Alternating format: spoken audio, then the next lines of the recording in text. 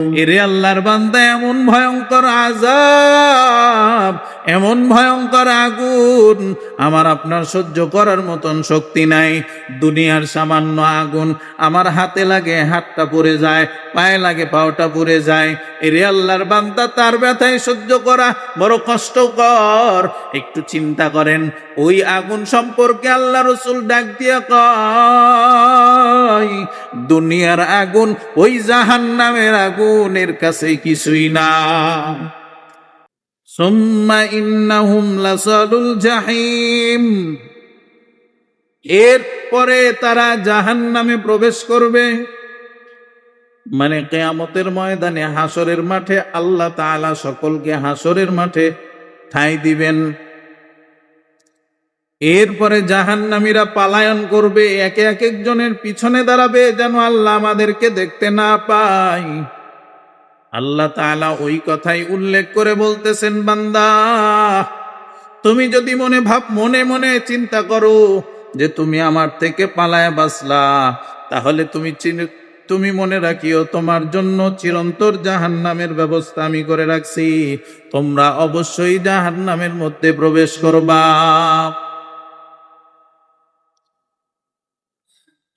আল্লাহ তাআলা আরেক আয়াতের মধ্যে বলেন,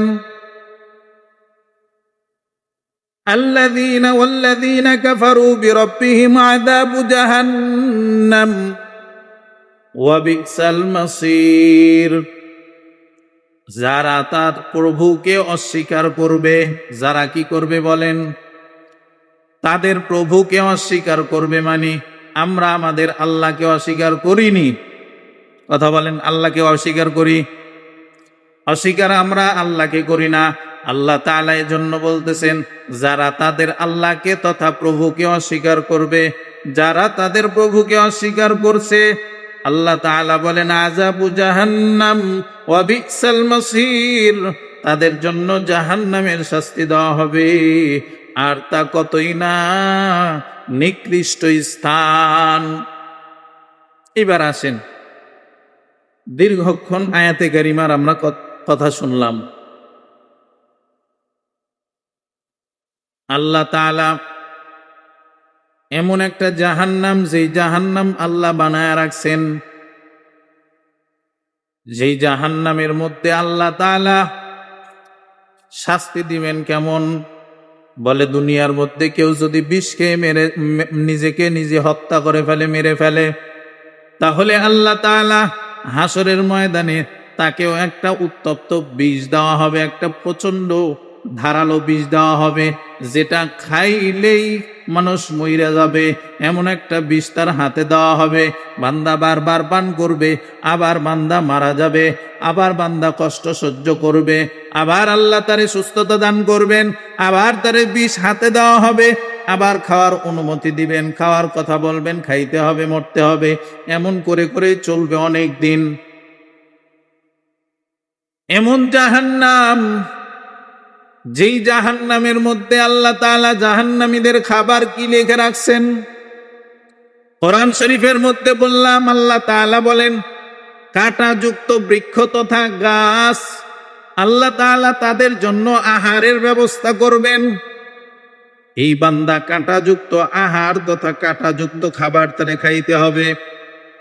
কাঁটার গাছে যেমন হাত দেওয়া যায় না, উঠা যায় না, বড়ের গাছে যেমন উঠা সম্ভব হয় না। বলে, কেন উঠতে পারে না? বলে, এইখানে শুধু কাঁটা আর কাঁটা। খেজুর গাছে বান্দা উঠতে চায় না বা উঠতে পারে না, কারণ কি? বলে, এখানে শুধু কাঁটা আর কাঁটা। বাবলার গাছে বান্দা উঠতে পারে না, কারণ কি? বলে, কাঁটা আর কাঁটা। এমন হাজারো হাজারো কাঁটার গাছ রয়েছে, এইগুলো কাঁটার গাছে মানুষ হাত দিতে চায় না।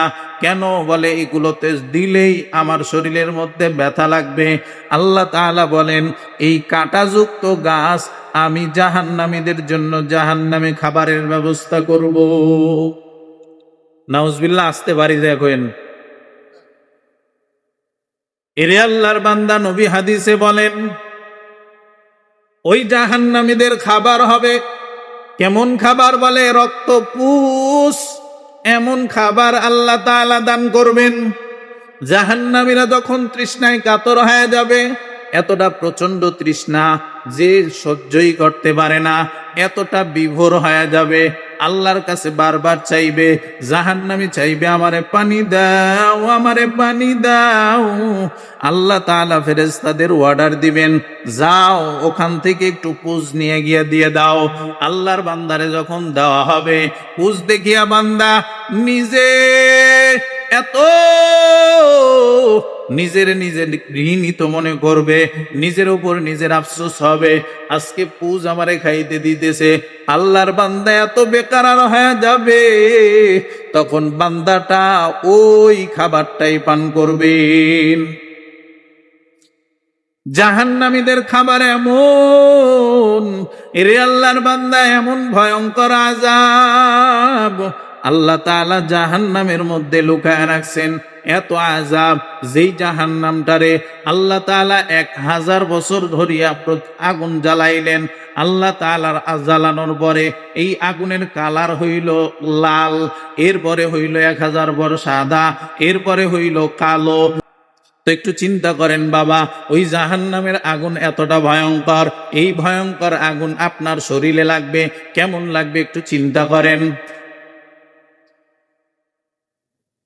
এরে আল্লাহর বান্দা, এজন্য এই কথার মাধ্যমে আমি বুঝাতে চাই, মূল মাকসাদ আমার জাহান্নাম থেকে বাঁচতে হবে। আপনি চান আপনার শরীরের মধ্যে জ্বর এসে বাসা বেঁধেছে, আপনার শরীরের মধ্যে একটা টিউমার হয়েছে, আপনি বারবার ডাক্তারের কাছে যান, বারবার ডাক্তারের কাছে যান। কেন? আমি চাই আমার শরীরের মধ্যে যেন কোনো অসুস্থতা না থাকুক। কথা বলেন ঠিক কিনা? সবার আশা একটাই, যে আমার শরীরের মধ্যে যেন কোনো অসুস্থতা না হয়। এরে আল্লাহর বান্দা, এজন্য ডাক্তারের কাছে দৌড়াই। আমার শরীরের মধ্যে আমি একটা অসুস্থ রাখতে চাই না। কিন্তু মুসলমান, ওই জাহান্নামের কত আযাবের নিদর্শন, কত যে আপনার ভিতরে বাসা বেঁধেছে, কত অসুখ এসে আপনার শরীরের মধ্যে বাসা বেঁধেছে। আজকে তাকাইয়া দেখেন, আপনাকে জাহান্নামে নিয়ে যাওয়ার জন্য আপনি নামাজ পড়েন না, এটাই যথেষ্ট। মিথ্যা কথা বলেন, এটাই যথেষ্ট। কবিরা গুনাহ করেন, এটাই যথেষ্ট। এরে আল্লাহর বান্দা, চগলখুরি করেন, এগুলোই যথেষ্ট।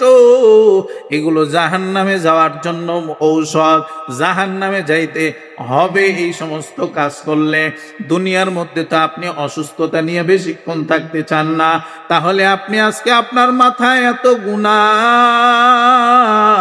এত গুনাহের বোঝা নিয়া কেমনে চলতেছেন?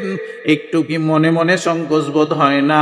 একটু মনে মনে চিন্তা করেন না রে বাবা, এই অসুস্থতা যদি আমি রাইখা দেই, এই টিউমারটা যদি আমি রাইখা দেই, এই অসুস্থতা দীর্ঘদিন যেতে যেতে যেতে যেতে একদিন এই টিউমারটা আমার ক্যান্সারে পরিণত হবে।